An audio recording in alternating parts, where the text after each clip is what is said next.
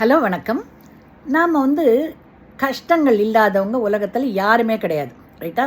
Top to bottom, பெரிய பணக்காரன்லேருந்து ஏழை வரைக்கும், நல்ல படித்தவன்லேருந்து படிக்காத வரைக்கும் எல்லாருக்குமே கஷ்டங்கள் இருக்கும்.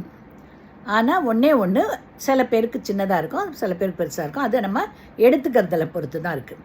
ஆனால் ஒன்று நினைக்கணும், அந்த கஷ்டங்கிறது நம்ம மற்றதை பற்றி எத்தனையோ நல்லது நம்ம வாழ்க்கையில் இருக்குது, அதை பற்றியெல்லாம் திங்க் பண்ணாமல் நம்ம எக்ஸாஜரேட் பண்ணி அந்த கஷ்டத்தை மட்டும் திங்க் பண்ணிக்கிட்டே இருக்கோம் இல்லையா? அப்போ தான் நமக்கு அந்த கஷ்டம் பெருசாக தெரியும்.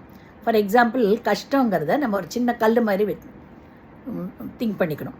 அந்த கல்லை நாம் கண்ணுக்கிட்ட வச்சோன்னா இந்த உலகமே மறைக்கும், அந்த கல் மட்டும்தான் நமக்கு தெரியும். ஆனால் அந்த கஷ்டங்கிற அந்த கல்லை கொஞ்சம் தள்ளி வச்சோன்னு வச்சுக்கோங்க, இந்த உலகத்தில் இவ்வளோ பெரிய உலகத்தில் சின்ன தூசு மாதிரி தெரியும். அதே மாதிரி தான் நம்மக்கிட்ட இருக்கிற நல்லது எத்தனையோ இருக்கிற பிளெஸ்ஸிங்ஸை பற்றி நினச்சிக்கிட்டு இந்த கஷ்டத்தையும் நம்ம நினச்சோன்னாக்கா அந்த ரியாக்ஷன் இதை ரொம்ப சின்னதுன்றது நமக்கு தெரியும்.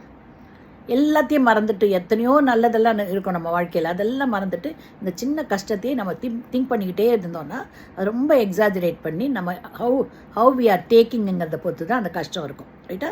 ஸோ நம்ம அதை பெருசாக நினச்சோன்னா பெருசாக இருக்கும், அதை சின்னதாக நினச்சோன்னாக்கா நம்ம அதையும் மறக்க முடியும். அந்த கஷ்டத்துலேருந்து ஓவர் கம் பண்ணுறதுக்கு எப்படின்னு நம்மளால் திங்க் பண்ணவும் முடியும். அதனால் இது ஒரு கஷ்டம் வந்தாலும் நம்ம இந்த ஒரு எக்ஸாம்பிளை நான் மனசில் நினச்சிக்கணும். ஸோ கஷ்டத்தை மட்டுமே நினச்சிட்டு இருக்காதீங்க, உங்கள்கிட்ட இருக்க பிளெஸ்ஸிங்ஸை நினைக்க, இந்த கஷ்டத்தை ஓவர் கம் பண்ணுறது எப்படின்னு யோசனை பண்ணுங்கள், ரைட்டா? அண்ட் இது எத்தனையோ பேருக்கு வந்திருக்கிற மாதிரி இது நமக்கு சின்னதாக வந்திருக்கு, சின்ன சோதனை அப்படின்னு நினச்சிட்டு அதை ஓவர் கம் பண்ணி நல்லா முன்னேறதுக்கு நீங்கள் ட்ரை பண்ணுங்கள். ஓகேங்களா?